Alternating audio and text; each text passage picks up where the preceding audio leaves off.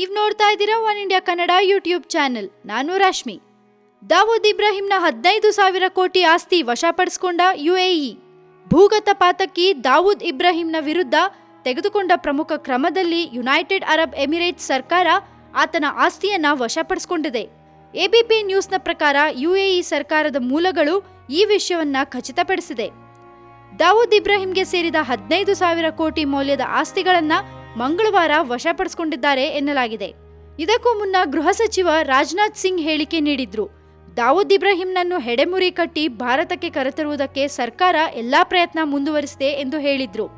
ಕಳೆದ ವರ್ಷ ಕೂಡ ಗೃಹ ಸಚಿವರು ಖಚಿತ ಧ್ವನಿಯಲ್ಲಿ ಹೇಳಿದ್ರು, ಮೋಸ್ಟ್ ವಾಂಟೆಡ್ ಪಾತಕಿ ದಾವೂದ್ ಇಬ್ರಾಹಿಂನನ್ನ ಹಿಡಿದು ಭಾರತಕ್ಕೆ ಕರೆತರುವುದಾಗಿ ತಿಳಿಸಿದ್ರು. ಭಯೋತ್ಪಾದಕ ಎಂಬ ಪಟ್ಟ ಹೊಂದಿರುವ ದಾವೂದ್ ಇಬ್ರಾಹಿಂ ಪಾಕಿಸ್ತಾನದಲ್ಲೇ ಇದ್ದಾನೆ ಎಂಬುದನ್ನು ಅಮೆರಿಕ ಖಚಿತಪಡಿಸಿತ್ತು. 2 ದಿನದ ಹಿಂದಷ್ಟೇ ನಿರ್ದೇಶಕ ವಿಶಾಲ್ ಮಿಶ್ರಾ ಹಾಗೂ ನಿರ್ಮಾಪಕ ವಿನೋದ್ ರಮಣಿ ದೂರು ದಾಖಲಿಸಿದ್ರು. ತಮ್ಮ ಹೊಸ ಸಿನಿಮಾ ಕಾಫಿ ವಿತ್ ಡಿಯಲ್ಲಿ ದಾವೂದ್ ಬಗ್ಗೆ ಇರುವ ತಮಾಷೆ ದೃಶ್ಯವೊಂದನ್ನ ತೆಗೆದುಹಾಕುವಂತೆ ಅವರಿಗೆ ಬೆದರಿಕೆ ಕರೆ ಬಂದಿತ್ತಂತೆ. ಪೊಲೀಸರಿಗೆ ನೀಡಿದ ದೂರಿನ ಪ್ರಕಾರ ದಾವೂದ್ ಇಬ್ರಾಹಿಂನ ಬಂಟ ಛೋಟಾ ಶಕೀಲ್ನಿಂದ ಸಿನಿಮಾ ತಂಡಕ್ಕೆ ಬೆದರಿಕೆ ಕರೆಗಳು ಬಂದಿವೆ ಎನ್ನಲಾಗಿದೆ. ಸದ್ಯಕ್ಕೆ ಸುದ್ದಿ ಇಷ್ಟು. ಇನ್ನಷ್ಟು ಸುದ್ದಿಗೆ ಸಬ್ಸ್ಕ್ರೈಬ್ ಮಾಡಿ one India Kannada YouTube channel. ಈ ನಮ್ಮ ವಿಡಿಯೋ ಇಷ್ಟ ಆಗಿದ್ರೆ ಶೇರ್ ಮಾಡಿ, ಲೈಕ್ ಮಾಡಿ.